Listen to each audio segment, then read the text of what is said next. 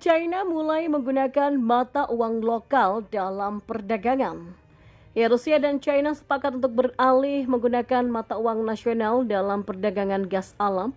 Kesepakatan ini telah ditandatangani pada awal September lalu. Wakil Perdana Menteri Rusia Alexander Novak mengatakan kepada televisi Rusia 24, pembayaran dalam mata uang nasional mencakup pasokan gas dari Rusia dan penjualan peralatan dari China. Novak menambahkan kedua negara secara aktif beralih ke pembayaran dalam mata uang nasional, pasokan minyak dan juga produk minyak bumi. Dilaporkan Anadolu Agency pada Jumat 18 November 2022, raksasa energi Rusia Gazprom mengumumkan kesepakatan dengan China National Petroleum Corporation atau CNPC milik negara pada 6 September untuk menggunakan mata uang nasional dalam pembayaran gas alamnya.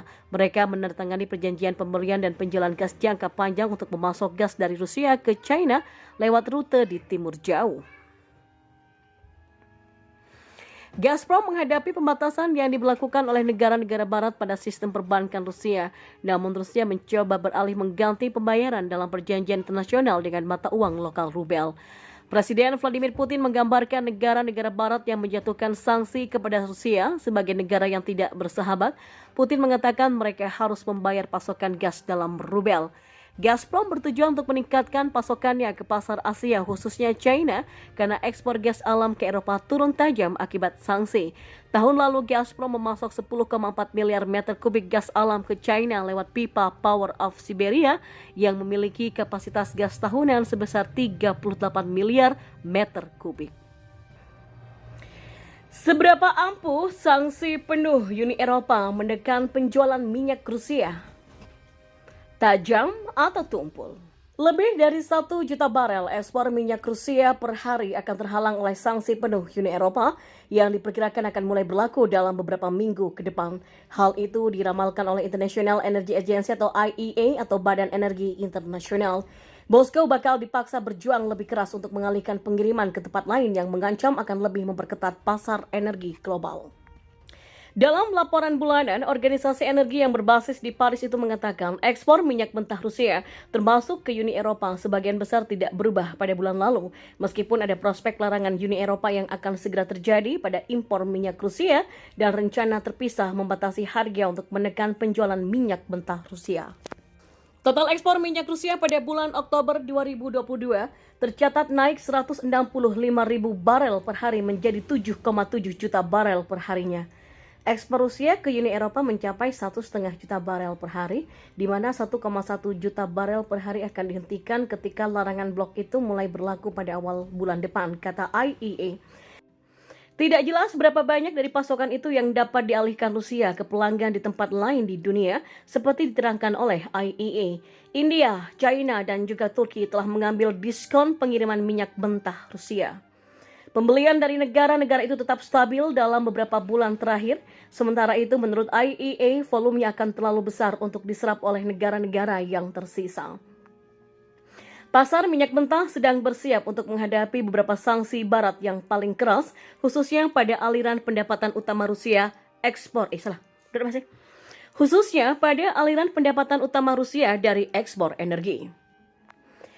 Pada 5 Desember, negara-negara Uni Eropa akan melarang impor minyak mentah Rusia dan melarang perusahaan mereka membiayai atau mengasuransikan pengiriman minyak Rusia. Pada hari yang sama, rencana pembatasan harga yang dipimpin oleh G7 juga mulai berlaku. Rencana tersebut akan memungkinkan perusahaan-perusahaan barat untuk memfasilitasi perdagangan minyak Rusia hanya jika minyak dijual di bawah tingkat harga tertentu. Mekanisme batas harga merupakan upaya untuk menjaga pasokan minyak global Rusia tetap mengalir sambil merusak pendapatan Moskow.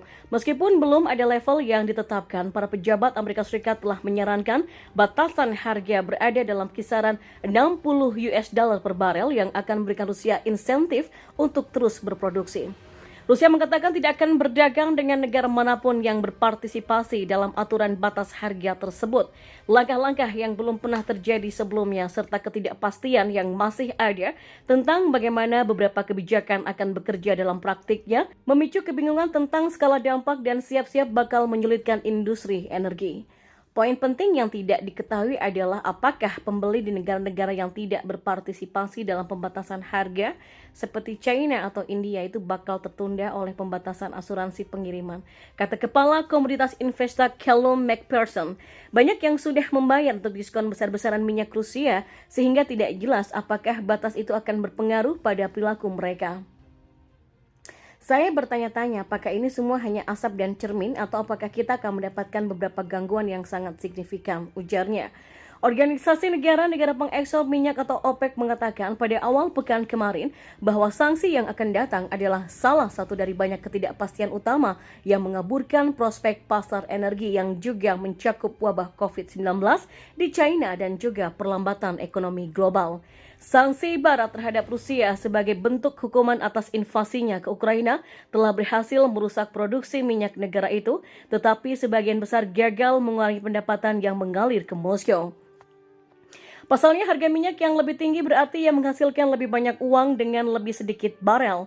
Pada bulan Oktober, pendapatan minyak Rusia naik 1,7 miliar US dollar menjadi 17,3 miliar US dollar seperti yang dipaparkan oleh IEA. Penghentian mendadak aliran minyak Rusia juga menimbulkan resiko bagi negara-negara Eropa yang melarangnya.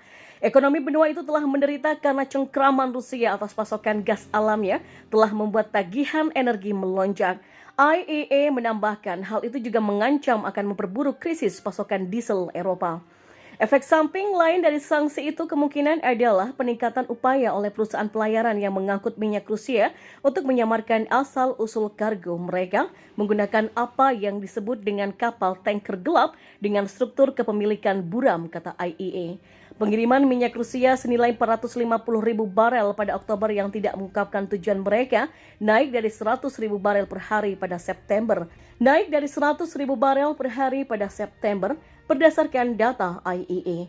IEA juga memperingatkan munculnya permintaan tambahan pada tahun ini dan berikutnya dari China ketika negara itu perlahan-lahan melonggarkan langkah-langkah kebijakan lockdown COVID, meskipun pertumbuhan permintaan global akan lesu karena ekonomi diperkirakan masih tertatih-tatih. Diramalkan ada peningkatan permintaan minyak global pada 2022 sebesar 170.000 barel per harinya menjadi 99,8 juta barel per hari.